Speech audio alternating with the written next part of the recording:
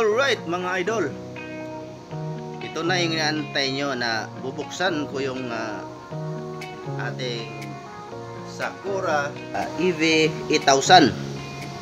Ito na siya, bubuksan na natin. Yan guys, 6 months na siya mahigit, no? So ayan, matibay talaga mga idol. So kahit wala siyang tatak dito na Sakura, original naman, kasi hindi naman basta-basta na ano to. Ayan. Okay, alam ko yun lang ang inantay nyo, yung bubuksan natin. Ang disadvantage lang nito guys, mahina yung kanyang fan at saka nag-iinit siya guys eh. Unlike doon sa Kevlar GX7000, hindi siya nag-iinit. Natin saan tayo magbukas. Yung Kevlar GX7000 guys, hindi umiinit dahil once na may tunog, lumalakas yung kanyang fan. Dito naka-permanent lang. Okay, bubuksan na natin.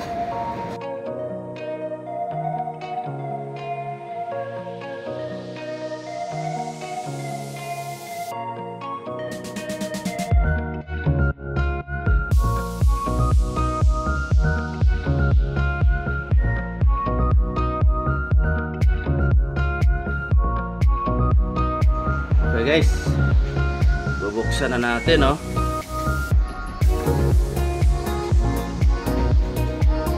Ayan, oh my goodness, laki pala nito guys, no? Ayan, oh, yung kanyang power supply, ganito siya kalaki.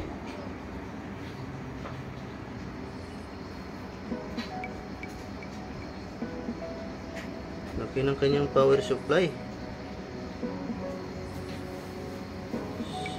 Ayan, tingnan nyo guys, oh. Ayan yung kanyang parts. Hindi ko kilala yan, kayo na mahusga. Pero yung kanyang fan, dalawa yung kanyang fan. Isa dito, isa naman dito sa loob. Pero bakit dali siyang uminit? So yung limit niya 60 degree, ano, para mag-clip na yung ano natin.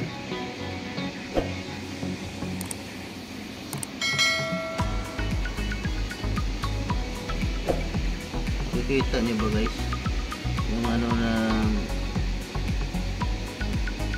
yung pisa na to, malaki. So apat pala yung kanyang ano, kapasitor. Ayan. So kung makikita nyo kanyang board, wala tayong nakikita dito na SMD. Walang SMD na parts dyan. So magandang klase din, no? Para sa ating mga technician. Ayan na, nakikita nyo na ang loob nito, si EV8000. Nakalagay dito na spec sa labas ay 1700 watts times 2. So si EV9000 nasa 1.8 yata yun. So okay, nakita nyo na, oh. Hindi talaga siya piki guys, original talaga to. Maganda namang pagkagawa sa loob. Ayan, wala siyang SMD. So yung kanyang fuse, hanapin natin yung fuse dito. Ayan yung kanyang fuse. Hindi ko alam kung ilang ampere yan, kasi sinusolda nila. Pasolda, sabihin talagang matibay kahit pan malaglag. Alright, yun lang ba ang kailangan nyo guys.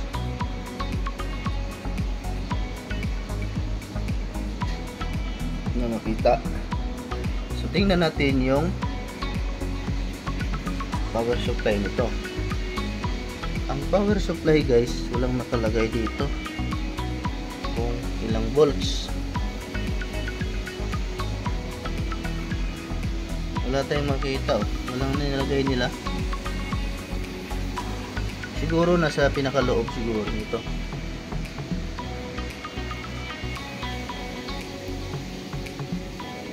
Ayan, wala akong nakita dito na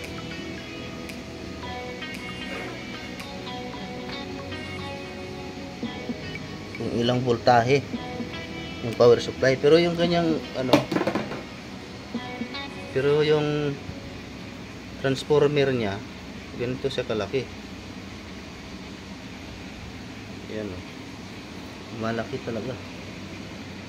Yun nga lang, wala siyang nakalagay kung ilang voltahe.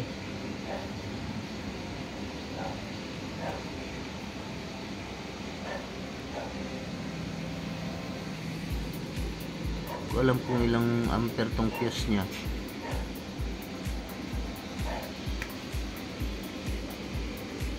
Tingnan natin yung kanyang capacitor. Ang kanyang mga transistor guys, Japan naman, Toshiba.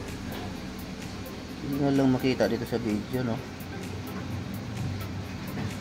Kahit ako mahirapan magbasa, oh. Toshiba.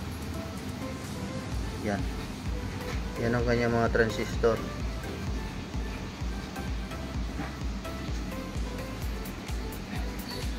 Ayan guys, tingnan natin yung capacitor, yung ilang voltage. 100 volts. Ayan, 10,000 microfarad. Apat yan guys, apat na capacitor. Malaki din, no?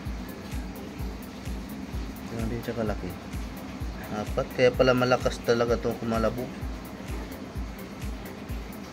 Mas malakas siya dun sa ano ko eh. Mas malakas siya sa Kevlar GX 7000. Kaso nga lang, nag-iinit to siya. Umiinit. Hindi gaya dun sa Kevlar, hindi talaga umiinit. Kasi once na lakasan mo yung volume, lumalakas din yung kanyang fan. Ito naman naka-steady lang, pero dalawa yung fan. Hindi ko lang alam doon sa Kevlar GX 7000 kung isa ba o dalawa. Pero nag-iinit talaga siya guys. Umiinit to. Yan ang disadvantage dito. Umiinit yung kanyang ampli. Ito, heatsink. Okay. So dito, ito ang inantay natin, talaga natin kung anong, kung ilan bang, hindi ko alam paano tanggalin to eh, kung ilan yung voltahe nito. Kasi siyempre yung nilalagay nila dito na watts, hindi naman yan accurate. PMPO lang naman yun eh. Pero sa videoke guys, kung gagamitin nyo ta sa videoke, mas maganda ang tunog nito kaysa Kevlar. Si Kevlar GX 7000 matining eh, ito mabas. Para sa akin mas gusto ko ito gamitin pag videoke. Hindi rin siya ma-feedback eh.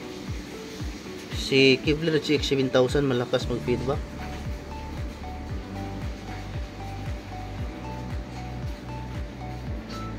Ayan, wala naman siguro akong nakalimutan kung ano po ipakita sa inyo, no?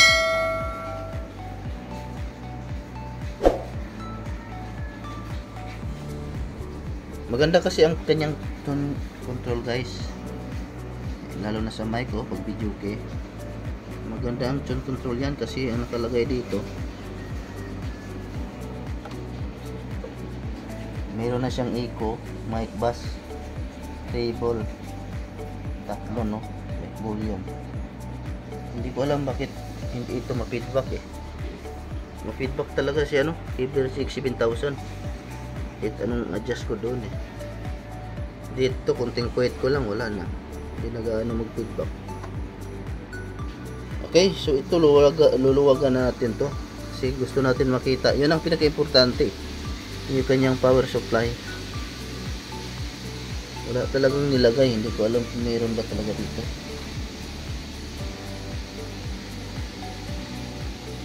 Talagang quality pagkagawa guys, oh.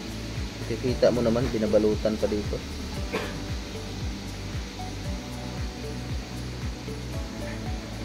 Okay.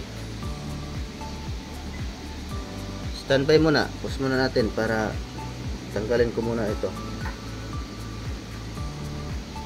Para makikita nyo guys. Alright. Okay guys, natanggal na natin, oh. Ito yung kanyang cover. Talagang pinaprotektahan pa talaga, oh. Pero tanggalin ko na lang to kasi para singaw yung init. Ayan guys, nakita natin dito, meron nang nakalagay sa transformer nya. At ito ay kung ilan ang voltahe, no? So ayan na ang inaantay nyo guys. 61 volts. 61 volts siya. Pinakamataas. Ayan naman inaantay natin, eh. 61 volts. Hindi ko alam kung pure copper. Kasi hindi ko naman kaskasin yan, eh. Ayan na guys. Maliwanag na, no? 61 volts yung pinaka maximum niya. Okay. Thank you for subscribing. Yung pag-aantay nyo, ito na. Nakikita nyo na yung transformer nya. Kung gaano ka taas yung kanyang voltahe.